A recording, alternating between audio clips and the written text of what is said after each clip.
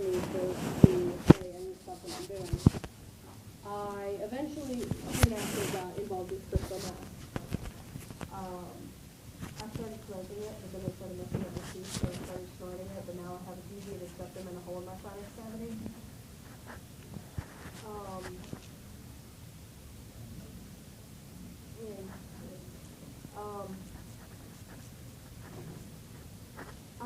I became involved with the wrong group of people down in Texas, and my aunt soon after found out what I was doing, and she told my uncle, and my uncle got transferred to Kentucky for not. So we moved up to Kentucky, and Corey didn't have anything for him in Texas, so he came with us. He bought an apartment right outside the state, and lived there, and I'd stay with him. And our drug use got pretty bad. I was doing 17 balloons of heroin a week, and a balloon is equivalent to about 2 to 3 tablespoons. And he was doing probably 5 balloons a day. So it was pretty bad. I met my mom shortly after I became addicted to heroin. I was still living in Lynchburg. I met my mom and my brother.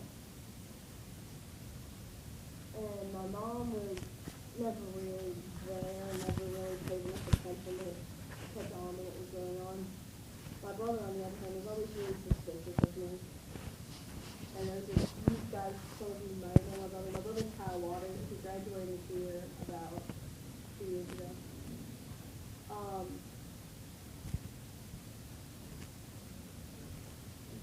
The summer between 8th and 9th grade, I came up to Roanoke and spent it with my mom and my brother and my stepdad.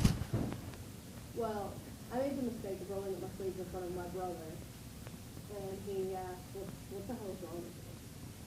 Are you really this stupid? You're killing yourself. And I told him maybe that's what I wanted to do. And he told me that if I continued to give me, and my brother is probably,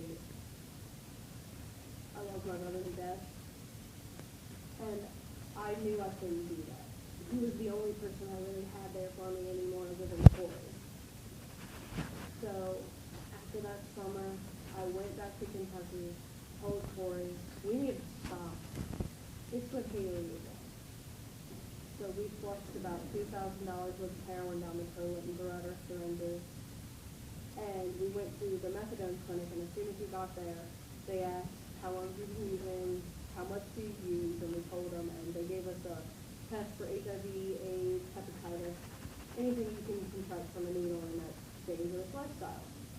My test came back, I was fine, I didn't get anything. Corey had got hepatitis. He didn't get off there. But I was in methadone treatment for probably about 6 months. He was in a little bit longer, and then I went into rehab. And I'll tell the story because everybody knows that story. When I was in rehab, it was my 13th day clean. I was going through really bad withdrawals. I couldn't sleep, couldn't do anything.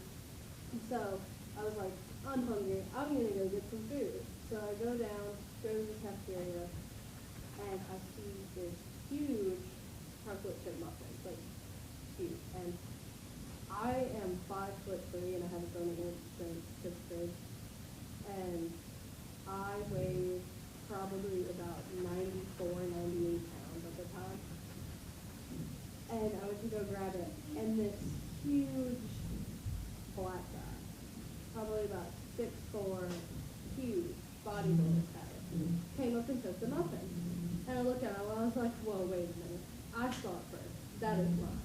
He goes, what are you talking about? I was like, oh, so you want to fight now? So my rehab coach came up and said, just give her the muffin so I don't have to hear about this in group later. So I took it, and I was sitting there eating it, and I looked like I had been handed a gift from God.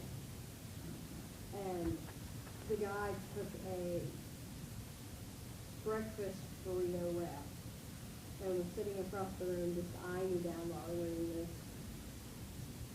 And it was probably the most accomplished day of my life.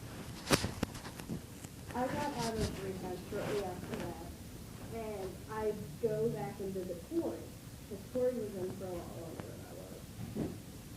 And after he got out, we were fine. We kind of kept our distance from people like that, so we didn't get wrapped up, because we were so, it was tempting. After I got out of rehab, I shortly soon moved up here. And I felt like this void needed to be filled, so I became a really bad alcoholic. My parents would keep alcohol in the freezer whenever I would go missing, of course. They know what happened, but they never really wanted to say anything. I'd mix my drinks and I'd bring it to school in a little thermos on the bus. I'd be drinking a lot, waiting for the bus. I'd drink. I do whatever I could. And then I got a phone call one night. And they told me that Corey had relapsed and he did not survive. So I had lost Haley Marie and Corey. And I drank an entire bottle of Absolute vodka that night to try to just forget about everything. Of course, the next few days were really horrible. I shortly weaned myself off of that, but I still felt like there was something that needed to be filled, so a couple of my friends introduced me to something up here known as DXM. Dextromethorphan. It's commonly found in cough medicines such as Mucinex, Robitussin.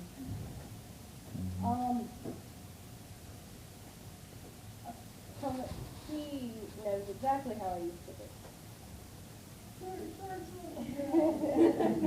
I would pop Mucinex pills like there was no tomorrow. I would pop them before school, during school, after school, on Grandin, at Wasena, and I don't remember. And to give you an idea of, it's a hallucinogenic drug. It's a certain type of hallucinogen. It's a delirium dissociative drug. It's where you can't tell what's real and what's not. And the first time I had ever done it, it was at my house. My mom was in there cooking dinner. My stepdad hasn't even come home yet. Me and my brother are cooking. I took 7 my first time. I was laying on his floor playing with his shag carpet, and he told me to get on the bed. So I laid on the bed, and I fell over, and I told him I was on a cloud.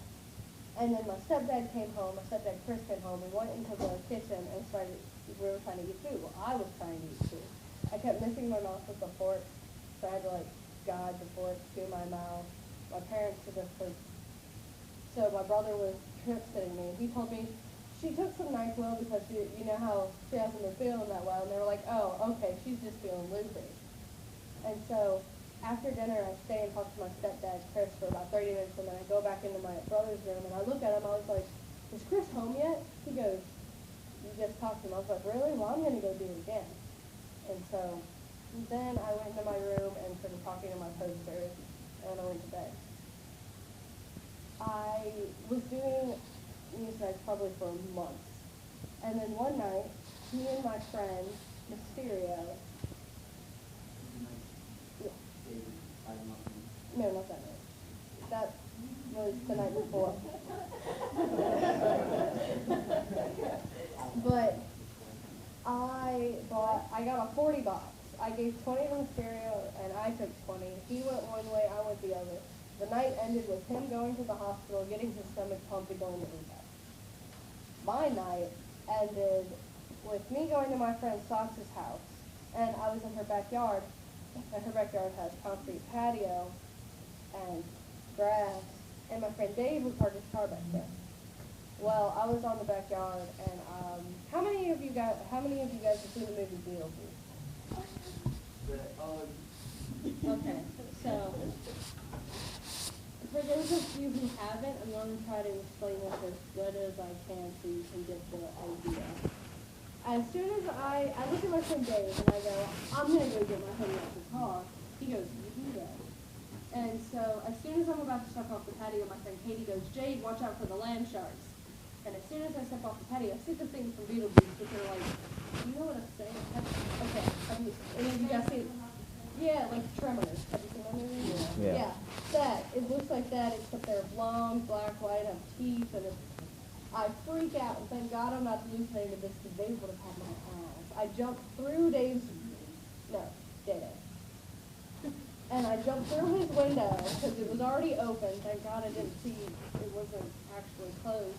I jumped through his window, and he said, for 30 minutes, all he saw was me popping my head up and down to check the food was still there. And he shortly afterwards came up, opened the door, and goes, "Jay, what the hell is wrong with you? What are you doing?" I was like, "I'm hiding from the land sharks." He goes, "No, you're not." My friend Dave is like an inch taller than me and a lot skinnier than me. He goes, "Get on my back." I was like, "I'm not getting on my back." He goes, "Get on my back, come on, let's go." So I get on his back and he starts walking to the house. I'm like, "What are you doing? They're gonna get us. You have to run." So he starts running and he sets me down in the hallway, and the next thing I know, I'm waking up in his arms while he's crying, saying, "I thought I lost you." So I sat up, drank some water, and was thinking, I have overdosed on heroin plenty of times, but I just overdosed on cough medicine. A couple weeks. What? Yeah. Well, I used to, what I was taking was the maximum strength, and I took 20 of them, and that is a lot. Yeah. Hey, look. And shortly afterwards, I started feeling better. I was feeling fine. I was clean off of everything. And then, nobody's perfect. The summer before this school year, I went on a week binge of reset. I was taking 15 every single day, not for to get out of my system. And at the end of that week, I went to my sister's house, and my heart stopped 5 times in one night. If my boyfriend was not there, I guarantee you I'd be dead, because every time I was so drugged out of my mind, I forgot how to breathe. And you're probably thinking, how do you forget to breathe? And he kept resuscitating me every time he'd notice my heart, I'm not moving, I'm not breathing, I'm not doing anything. So he resuscitated me. I had a near-death experience that night. Well, after that night, 3 weeks later, I was still feeling horrible. I had turned yellow from liver breaking.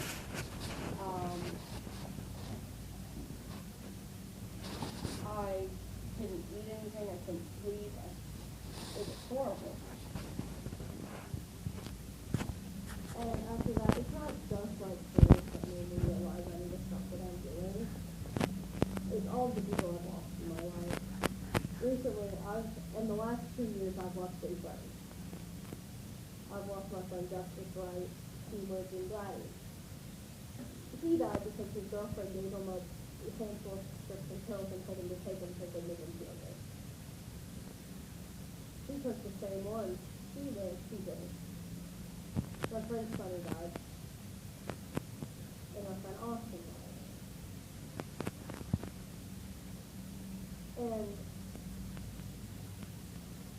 I used to always sit with my friend Sonny. I used to always sit with Sonny. And I'd always tell him, "Sonny, you gotta stop at the beginning." And he'd always tell me, and I quote, "If it hasn't killed me yet, it won't kill me anytime soon." When we did the autopsy on his body, there was alcohol, cocaine, yeah, and a lot of other things. And Austin, when he died, there were hallucinogens during the And it's so weird because I remember being in school with Austin and walking down Brandon. And the last thing I ever said to Austin was at Sonny's funeral. I looked at Austin and said, I'll see you later.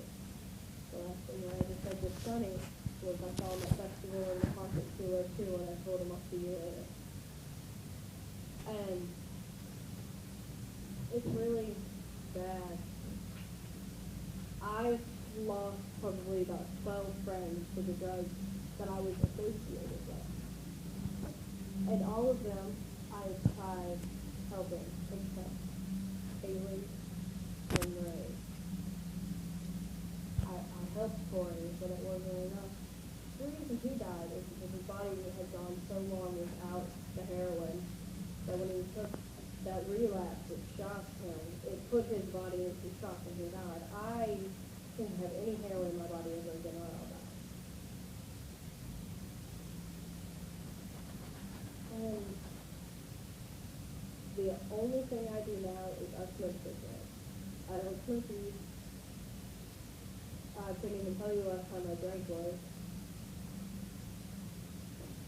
And I guess the reason why I'm still here and I'm not dead is for certain kind of people like this and tell them my story. So because somewhere along the line, one of you guys is going to tell someone and the other person is going to tell someone. I've talked to rehab groups before. I went to a rehab group in Lynchburg, and when I looked out in the audience, my dad was there. Because my dad was addicted to cocaine. After I told my story, my dad walked up to me and told me, I didn't know this about you. And I said, well, maybe if you were around and paid attention, you would, if you weren't out doing this. He is a year cleaner. I just love to sit in front of people and tell them my story because I love helping people. I want to know somewhere along the line I've saved somebody. And if you guys have any questions whatsoever, I'll be more than happy to answer them. I haven't ever turned down a question before.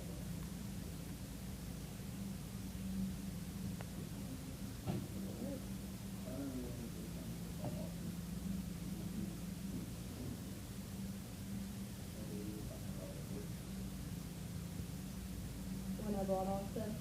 Yeah. You tried everything. I've pretty much tried everything. I haven't tried crack or cocaine. I have not tried it. But I've pretty much tried everything else. And, yeah, I've done, and I haven't done shrooms. But I've done acid. I've done acid. I've done quite a few things.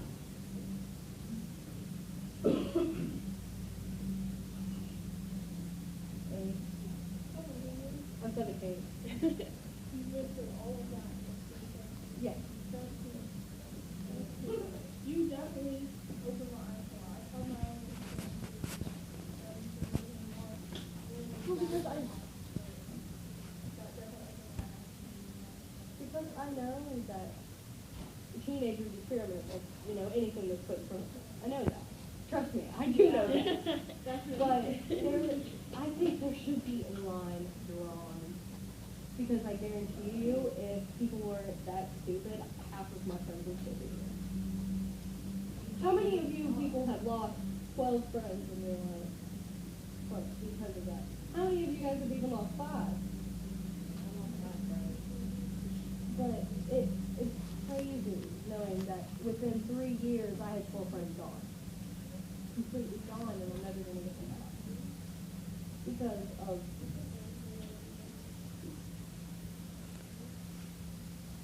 any other questions?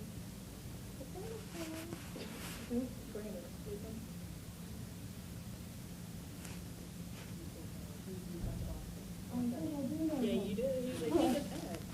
But I think you can. I do know Brandon. I have not talked to Brandon in forever. I do remember Brandon even, but I didn't know. Tosh did move. She actually currently lives up the road from me. She stopped by my house the other day. She moved, well, she was staying up the road from me at her cousin's house, or someone's cousin's house, I don't know. And she came by my house, and we were sitting and talking about all the stupid things we used to do together, and we realized how much we've done. And it's crazy.